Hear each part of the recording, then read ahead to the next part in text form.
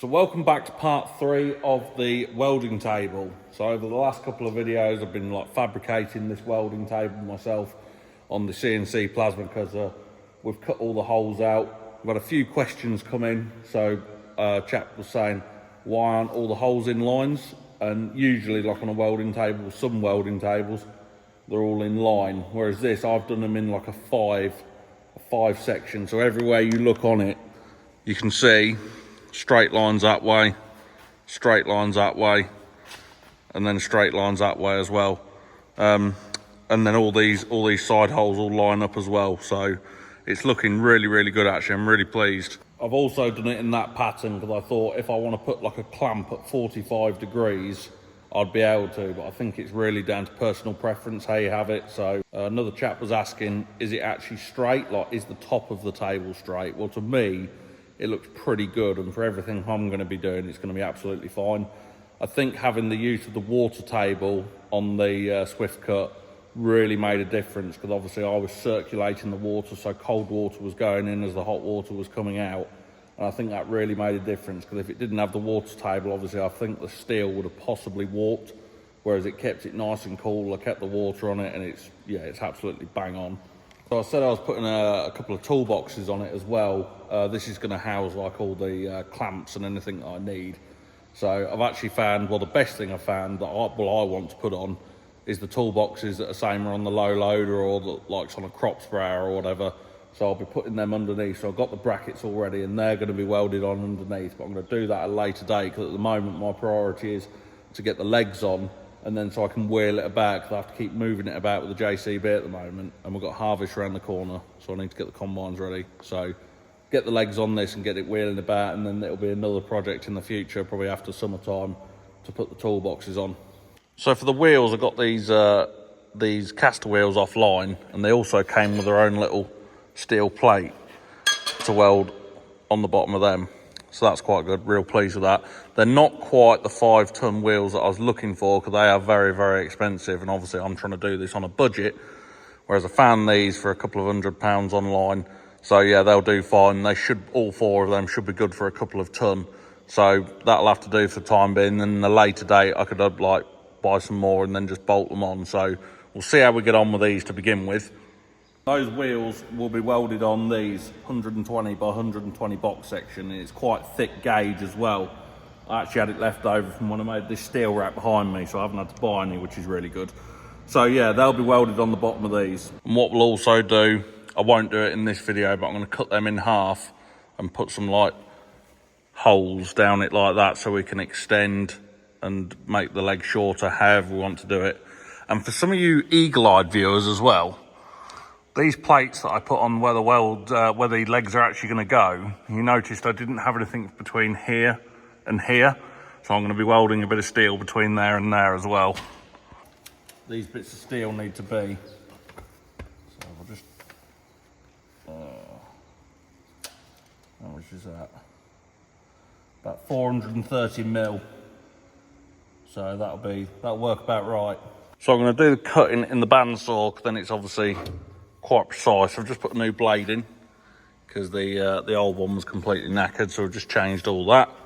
So that's done, all ready to go. 430 mil, so we'll just weld that. And I've just been sat thinking to myself as well whilst I'm here, I've welded like a bracket on the side there to put the toolbox on I spoke about earlier, but I've just realised if I ever want to pick it up with the forks like I have, it's going to crush it. So I'm going to have to put it in the middle. I'm going to have the toolbox directly in the middle, so if I ever want to pick it up and move it, or move it to another shed, that's what I'm going to have to do. Right, I've just put my end stop on, so that when I push the next one through, it pushes up to that, and they're all exactly the same.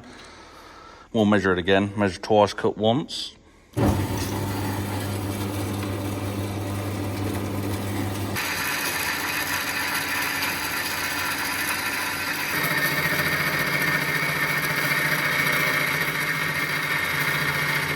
Leg number 1. Don't want to move that really. There we go.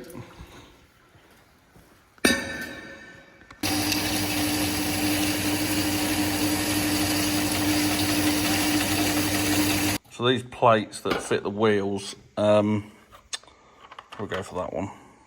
Don't need it too long. Yeah, they go in there nicely. M12 nuts. So how many do you want? 4, 8, 16. So I want 16 of them. And 16 of them as well. 4. So 1, 2, 3, and 4. So on here, we realised that, oh look, they're all in the, all the bolt holes are in the wrong spot. But that's not a bad thing, because I want to offset these plates anyway to about there, like that. And I'm going to weld these on the back of these, like that, so we can just do them up. But if we put it like that, when I walk around the outside, I'm not going to catch my leg on one of these bits that are pointing out. So if I offset it like that and then put all the legs all facing in, so these bits are all facing in, I'm not going to catch my legs on it, so quite like that.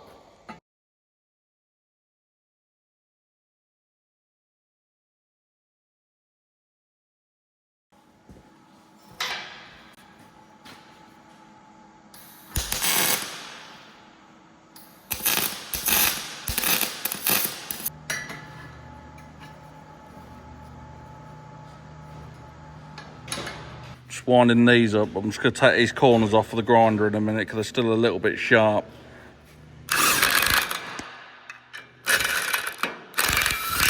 So here they all are on. I haven't finished welding around these bits yet because I just want to make sure they're on in the right place, and then we'll take them off and re-weld them all up. But these are the locks on. So if I press that down, that locks it so the wheel can't twist or can't even roll about anymore, so it's completely locked them. So yeah, that's them.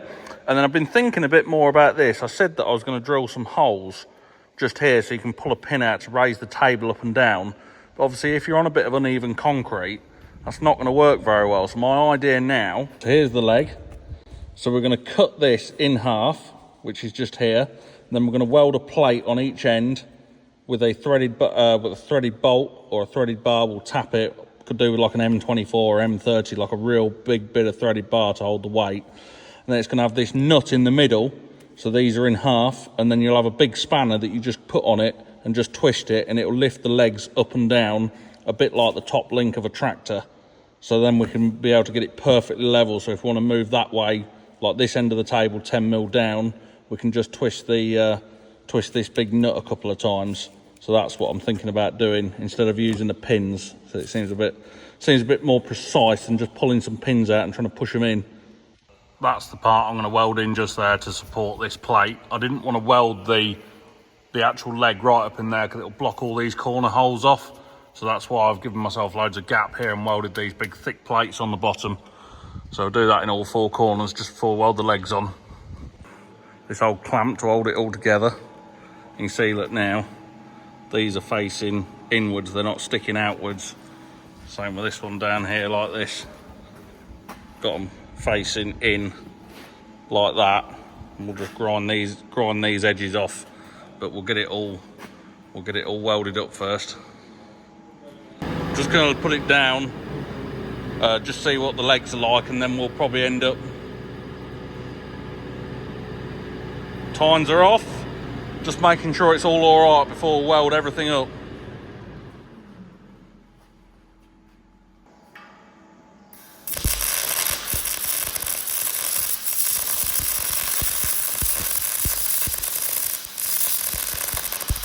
It's all welded now. It's looking all really good. Right, we're going to drop it down, give it a little push round and see what it's like. I've just clipped it with a pallet tine just there and scratched it a bit, but it'll be all right. So, will it roll?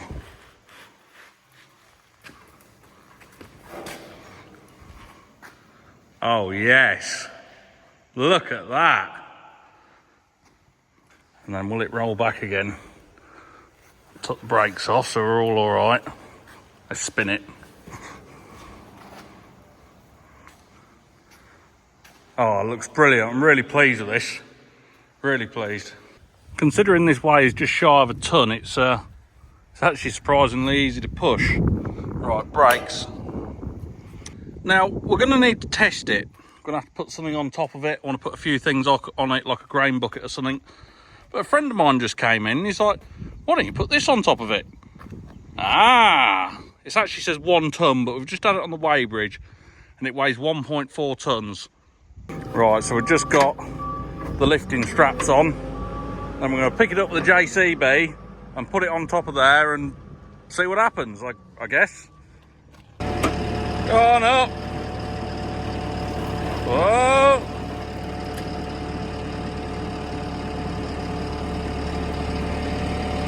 Right, off we go.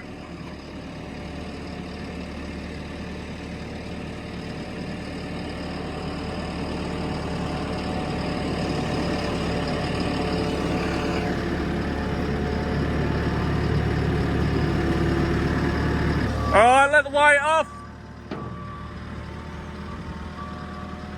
It's not that bad, is it? It's not even done out. Right. So, we've got it on. I'm going to see if we can push it around now. I don't really expect to, because weight at the table, we've got 2.5 ton with the table and the dumper. So, let's have a go. Oh, look at this!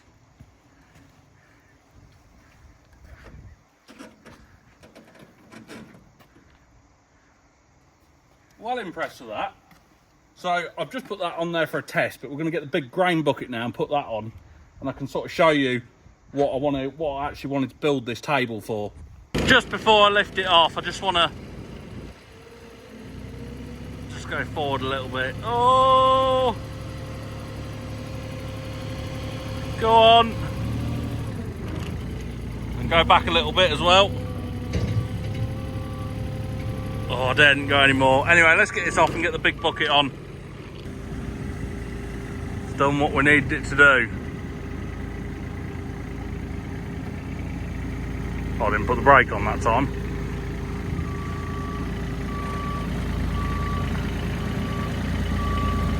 For the next test, the grain bucket. So this is one of the reasons I built this welding table. If we've ever got to change the cutting edges on it, we can do it. Well, it just makes it a bit easier for us anyway. So we're going to put this down on here.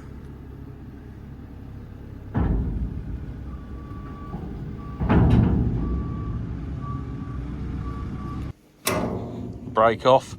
You can see it's hanging over, but that's why we've got these holes on the sides so that we can put like extensions out if we want to. So at the moment, we can now take this off if we want to. Do some welding on it. That's what the clamps are for as well. We could clamp it to the welding table, do whatever we want really. That's the whole reason I've sort of built it.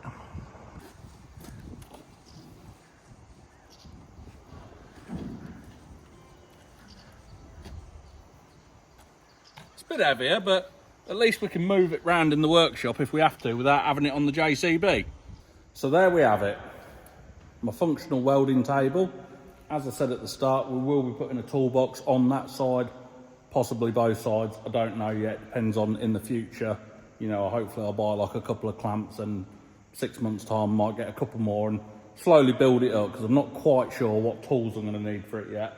But you can see how good it is. You know, I can't believe how easy it rolls around. Obviously, like I say, last time in the other video, we put it on the weighbridge, it was about 750 kilos. With the legs, we're pushing on nearly a ton now. So that's me just pushing a ton around the workshop with one hand. So yeah, I really like it. If you haven't already, don't forget to subscribe, like, comment. It's all free to do so. It just helps boost the video, so then more people around the world can watch it. So I'd love to know what you think in the comments to it. I'm really, really pleased with it. You can see it's very, very heavy duty, and we can see it's going to get a lot of work as well. So anyway, thank you all for watching, and I'll see you all very soon.